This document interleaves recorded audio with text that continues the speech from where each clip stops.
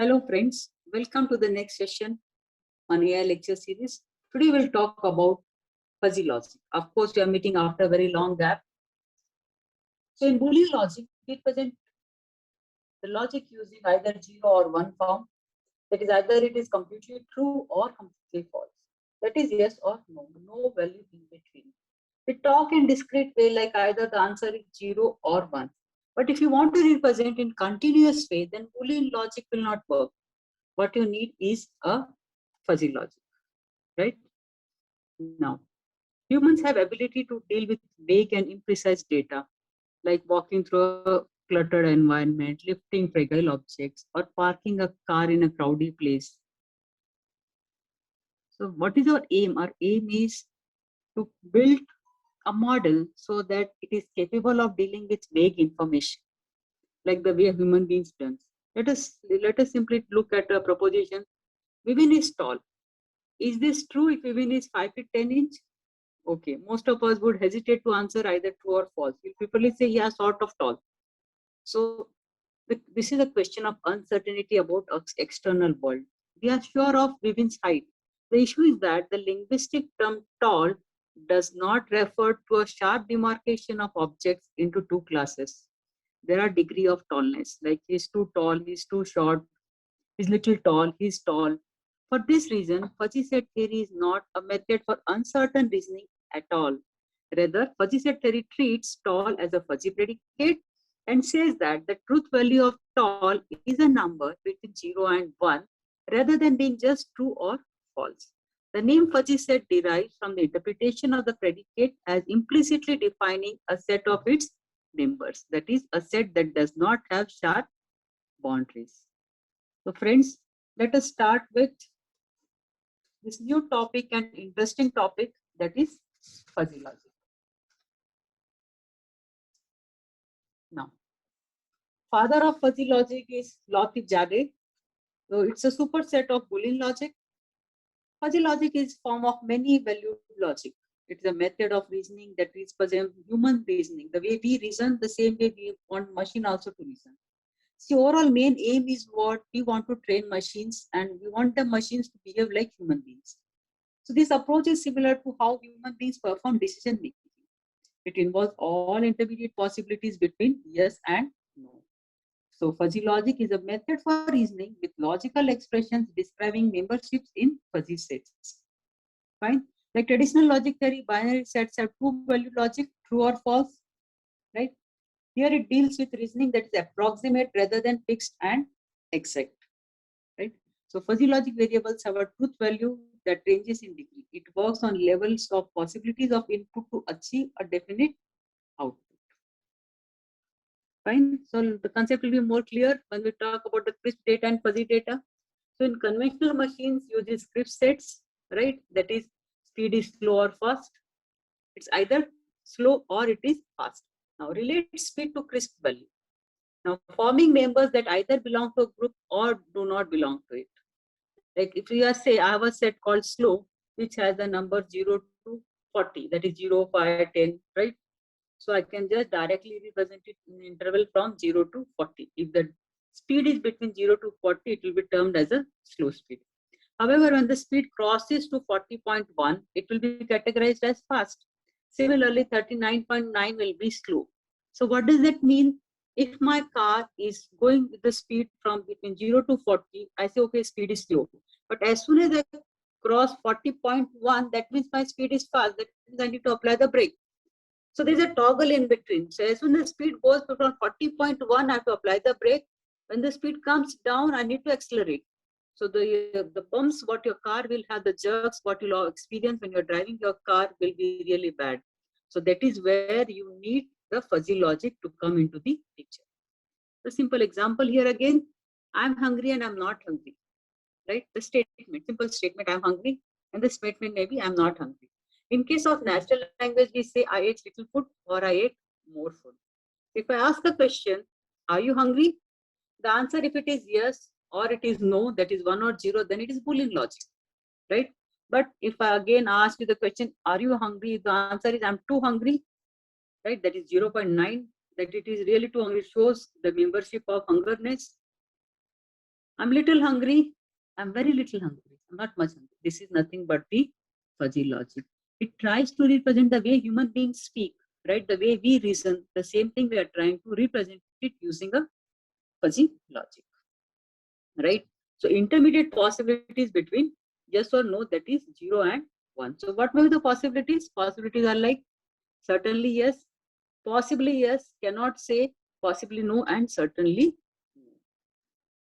So let's continue the example again. Suppose you have a set having the items 2, 4, 6, 10, and you have again one more set S. Now you want to check whether the subset S is, whether S is subset of U, right? So membership representation is x comma mu. Mu is the membership function. So now 4 belongs to U, so the membership function is 1. 6 belongs to U, so it is 1. 7 does not belong there, so it is 0, right? This is your crisp membership, where the values either it belongs or it does not belong. Fine. But in case of fuzzy logic, it can be the number 0 may be 0.1, membership may be belongingness may be 0.1. For 1, it may be 0.3, it may be 0.75, it may be 0.1, right? So what you can observe, the values are between 0 and 1. It is not crisp like either 0 or 1, the way we saw here, right? 1 or 0. Another example to make the concept a little bit clear. Suppose I have a set of all cities in India, then another set A will tell me the city of comfort, right? If I'm using fuzzy logic, I'll say Delhi has a comfort level of 0.52. Kolhapur is comfortable up to 0.85. Pune is from 0.7. So what it does? So fuzzy set represents the uncertainty. Another example, maybe I slept very little or I slept too much. Now, how do you find out the intensity or degree of such statement? Now, Boolean logic fails to represent such statements. Why? Because I'm saying I slept too much, I slept very little, right? Here we need fuzzy logic. Whenever there is uncertainty, fuzzy logic is the solution. Even when you have continuous values rather than discrete, then we use fuzzy logic. It also represents the membership with degree. So for some people, sleeping for 10 hours is more, and for some people, sleeping for 6 hours is more. So where for someone, sleeping for 6 hours is too less. So this degree of more or less can be represented using fuzzy logic. So I hope now the concept is clear why we are learning fuzzy logic. Next. Now, when I wrote the number 0.5, 0.26, how did I calculate? I calculated it using membership function. So the membership function is a graph that defines how each point in the input space is mapped to the membership value between 0 and 1. So you have a set of items, you have a subset of items, and you want to check whether the items in that subset really belongs to the main set. If they belong, then up to what degree they belong, fine? And that degree is in between 0 and 1. It allows to quantify linguistic terms and represent a fuzzy set graphically. A membership function for a fuzzy set A on the universe of discourse X is defined as mu A colon X implies 0 to 1. So now X-axis represents the universe of discourse and Y-axis represents the degree of membership in the interval 0, 1. There can be multiple membership functions applicable to fuzzify a numeric value. So this is the graphical representation. You can see the membership function. So here it is script, directly it is slow or fast, right? 0 or 1. And here it is a fuzzy membership showing slow, fast, and in between slow and fast, right? So if you want to calculate the degree of fastness, what I'll say, it is 0 if the speed is less than or equal to 40. If your car is moving with the speed less than or equal to 40, then you say the speed is slow, right? Now, that is a fastness, degree of fastness is 0. Now, if the speed of car is some x, then if it is in between 40 and 50, the speed of car is between 40 and 50, then how do I calculate? Whatever is the speed minus 40 divided by 10, which will give me some number between 0 and 1, and that will represent the degree of fastness of the car. If the speed is greater than or equal to 50, I say, okay, the car is fast, moving fast. Now, degree of fastness, again, we also talk about as degree of belongingness. You can see the graphical representation of Boolean membership. It is either 0 or 1. and here you have the values between 0 and 1. So taking the last example again, the previous slide what we talk about the degree of fastness. If the speed is 30, we say it is slow. The speed is 60, we say it is 1. So this is crisp membership, right? Now similarly, if the speed is less than or equal to 40, we say it is slow. If the speed is in between 40 and 50, then we use this formula to calculate its degree of fastness. If the speed is greater than or equal to 50, then we say the degree of fastness is 1. If you talk about the speed between 40 and 50, let us say if the speed is 42, then how do you calculate the degree of fastness? We say 42 minus 40 divided by 10. That is 2 by 10, 1 by 5, that is nothing but 0.2. So the degree of fastness is 0.2 if it is 42. Fine. Similarly, for 45, the degree of fastness is 0.5. For the speed of 48, it is 0.8. Is it fine?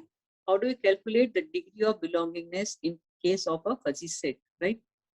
0 and 1, this is crisp. If the speed is less than or equal to 40, we say 0. If it is greater than or equal to 50, we say 1. But if it is in between 40 and 50, then we use this formula to calculate the degree of fastness. Okay, the important concept, membership function. So if X is a universe of discourse and X is a subset of belongs to set X, then fuzzy set A in X is defined as set of ordered pairs such that X comma membership of X, where X is, it belongs to the set X, right? So you are calculating. So here mu A of X is the membership function, and value of this function is between 0 and 1. Remember, this is the membership function which gives you the output always between 0 and 1. So this value represents the degree of membership of element X in set A, right? So element A in set X. The membership grade is the degree of belongingness to the fuzzy set. The larger the number in the range 0, 1, the more the degree of belongingness. That is, if you get the output as 0.8, then it has more belongingness. The degree is more. If it is 0.1, it is less. The translation of X to membership mu A of X is known as fuzzification. So you are converting X and fuzzifying it by applying the fuzzy membership function. That is mu A of X. So mu of X will be in the range 0 to 1, where membership function of X is 1 if X is totally in A, and the membership function, that is mu of X, will be 0 if X is not in A, and if it will be in between 0 and 1 if it is partly in A. Is it fine? Right? If it is totally in A, 1. If it is not in A, 0. If it is partly in A, then the value will be between 0 and 1. This is what is the fuzzification. We are representing the fuzzification using this fuzzy membership function. So before going in detail, we should know some basics of fuzzy membership functions, what we will be using. The very first concept is support. The support of fuzzy set A is the set of all points X belonging to set X such that membership of X is greater than 0. Find membership of X is greater than 0. So mathematically, we can express the support like writing this expression, right? X comma membership of X, where membership of X is greater than 0. Next, what we have is a core. The core of a fuzzy set A is the set of all X belonging to set X such that mu A of X is equal to 1. That is, membership function gives the output as 1. So mathematically, again, you can represent it like this, where X belongs to set X and membership of X is 1. Next, what we have is a crossover. A crossover point of a fuzzy set A is a point where X belongs to set X at which membership of X is 0.5. So mathematically, again, you can represent it as X belonging to X set X and membership of X is 0.5. Next, what you have is the normality. A fuzzy set A is normal if its core is non-empty, that is, core of A is not an empty set, and A is the normal set, right? Now what is core? The core of a fuzzy set is a set of such that the membership function is 1, so it cannot be a null set. So mathematically, we can express normality of A is equal to 1 if membership of X is equal to A for all X belonging to set X and X comma membership of X belongs to A. Next, we have fuzzy singleton. A fuzzy set A whose support is single point in X with membership of X is equal to 1 is called fuzzy singleton. So norm of A is equal to norm of X, mu of AX, that is membership function of X and membership function of X, right? Then membership function of X is equal to 1. It is membership of X is equal to 1. Next, what you have is alpha cut. So in case of alpha cut, you have A alpha is equal to X belonging to set X and membership of X is greater than equal to alpha. Membership of X is greater than or equal to alpha. Now strong alpha cut is what? Again you have A alpha equal to, but here the difference is what? Membership of X is greater than alpha. Here it was greater than equal to alpha, here it is greater than alpha. So in this case, A is defined as a crisp set. Next, what you have is the convexity of fuzzy sets. A fuzzy set A is convex if and only if for any x1, x2 belonging to X and there exists X in the range 0, 1 such that mu A of lambda x1 plus 1 minus lambda x2 is greater than or equal to minimum of mu A of x1, that is membership of x1 comma membership of x2. Fine. Alternatively, A is convex if all its alpha cuts are convex. Next, what we have is the bandwidth. For a normal and convex set, the bandwidth is the distance between two unique crossover points, right? So bandwidth of A is norm of x2 minus x1, where membership of x1 is equal to membership of x2, which is equal to 0.5. So we already know crossover points are always 0.5. See, crossover point of fuzzy set is membership function is 0.5. Fine. Next, what you have is the symmetry. A fuzzy set A is symmetric if its membership function around a certain point X is equal to C satisfies the following criteria. So membership of X plus C is equal to mu of AC minus X for all X belonging to set X. Now, this is a simple pictorial representation of whatever terms you have seen previously, right? This is the curve. You can see the core, which is always 1. If you remember what I showed you all, right? Then you have crossover points, which is always 0.5. You can just check it out, right? So this is core. These are the crossover points. Then you have the alpha cut, fine, and you have the support, right? This is the membership function from 0 to 1 and move value of X from 0 to X as the value of X moves. Is it fine? So even if the theory you find it more complicated, this picture gives you the clear-cut visualization of the terms we use in membership function. I hope it is clear.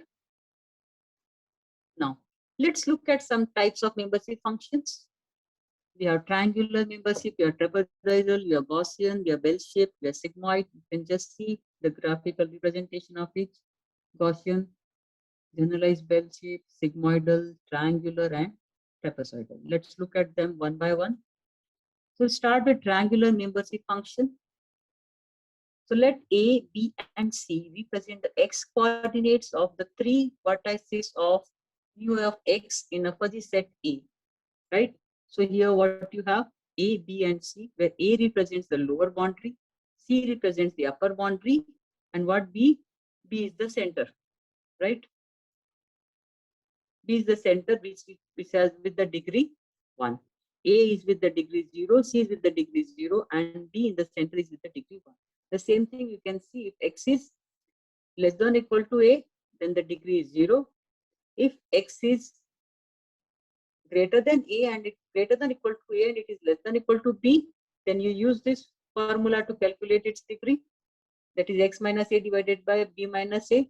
And if the value of x is greater than or equal to b and it is less than or equal to c, then you use c minus x divided by c minus b to calculate its degree.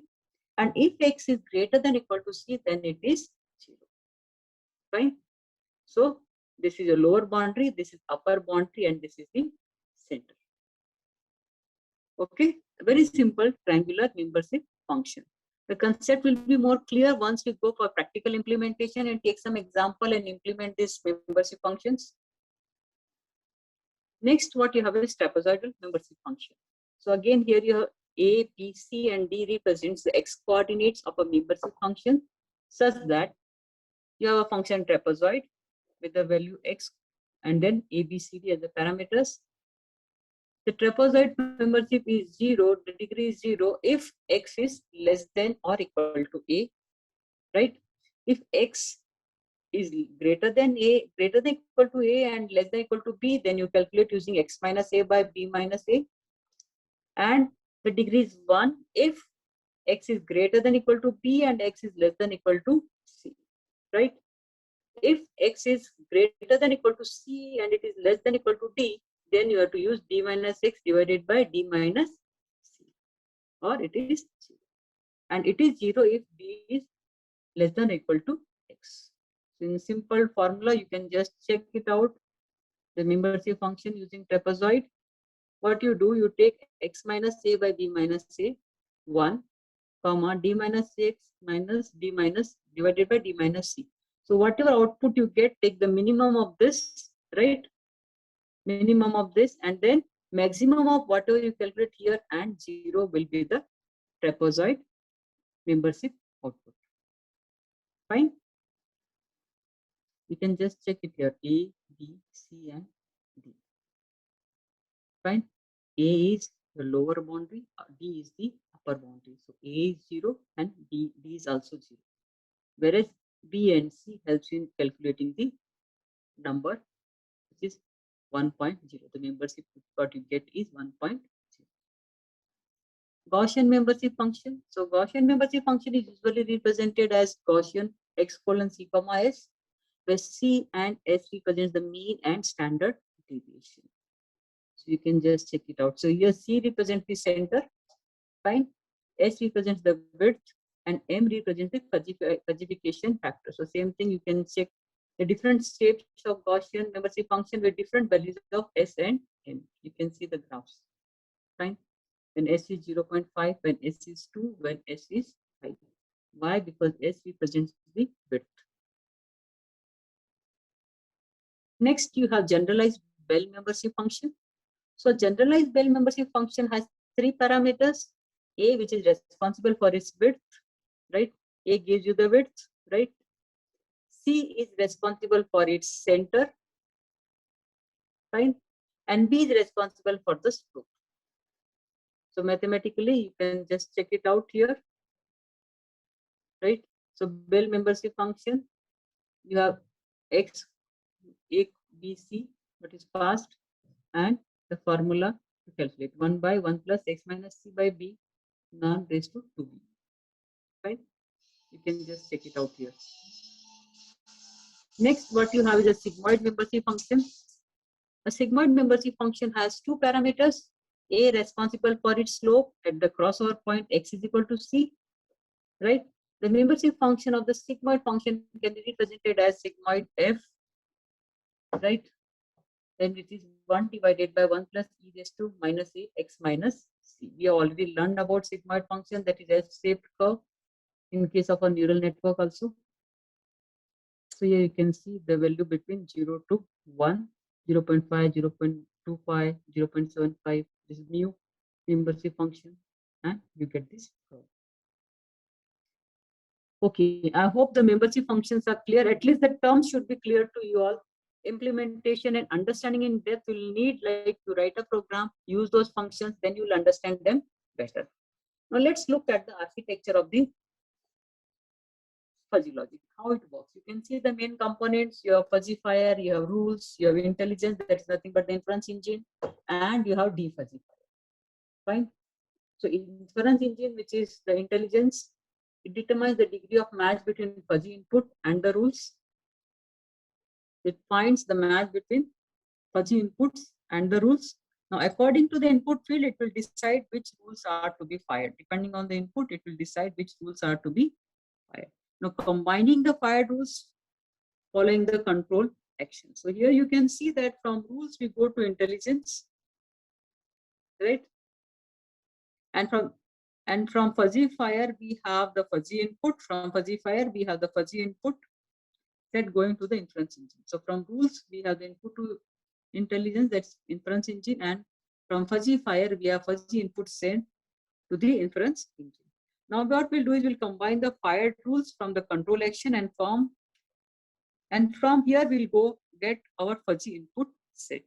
So now once we get the fuzzy output, set, we go to defuzzifier. Get the fuzzy output set, we go to defuzzifier, where defuzzification takes place. Now there are different types of techniques available, and we need to select the best suited one with the expert system. So in short, what the architecture talks about here we have a crisp input going to a fuzzifier, right? A crisp input going to a fuzzifier, where fuzzification takes place and the crisp input is converted into fuzzy input set.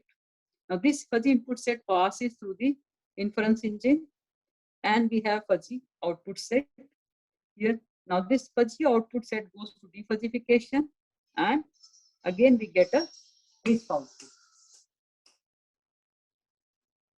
I hope the architecture is clear. It is very simple. You take the input, apply the fuzzification, convert the input to fuzzy input set, take the input as rules, the inference engine takes the input, applies the rules, and you get the fuzzy output set, apply defuzzification, and you get the crisp output. Okay. Now the advantages of fuzzy logic. The structure of fuzzy logic system is easy and understandable, widely used for commercial and practical purposes. It helps to control machines and consumer products. It helps to deal with uncertainty in engineering, because we say we can represent the vagueness, little, more, less, right? Mostly robust, as no precise input is required. We don't have exact input, we have approximate input. But the limitations are also there. It is always not accurate because the input is not exact, it is approximate. So you cannot recognize machine learning as well as neural network type patterns. Why? Because it is not fixed. So when I say tall, so little tall will have different degree of tallness according to the person to person, right? So it is difficult to make fuzzy logic work and recognize the patterns like machine learning and neural networks. I hope the concept is clear, and let's meet online as our colleges are starting from 15 February. Fine. Till now, till then, stay safe, stay home, stay safe.